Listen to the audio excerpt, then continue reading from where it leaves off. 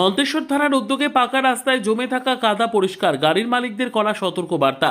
মন্তেশ্বর থানার পক্ষ থেকে পাকা রাস্তায় হারভেস্টার ও ট্রাক্টরের চাকার মাধ্যমে উঠে আসা কাদা পরিষ্কারের জন্য নেওয়া হলো কড়া পদক্ষেপ।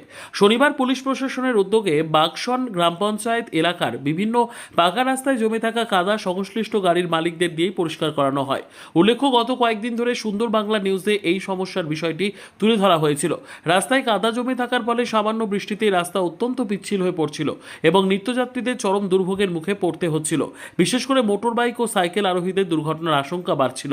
এই পরিস্থিতির কথা বিবেচনা করে মন্তেশ্বর থানার পুলিশ প্রশাসন দ্রুত ব্যবস্থা গ্রহণ করে।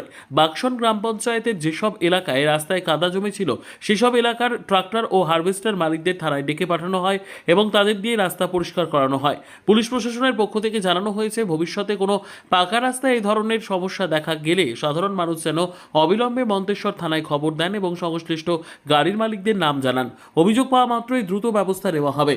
এছাড়াও স্পষ্টভাবে সতর্ক করা হয়েছে, যেসব গাড়ির মালিকদের কারণে রাস্তায় কাদা উঠে জনসাধারণের ভোগান্তির সৃষ্টি হচ্ছে, তারা যদি নিজের উদ্যোগে রাস্তা পরিষ্কার না করেন তাহলে তাদের বিরুদ্ধে আইনানুগ কড়া ব্যবস্থা গ্রহণ করা হবে। ব্যুরো রিপোর্ট, সুন্দর বাংলা নিউজ।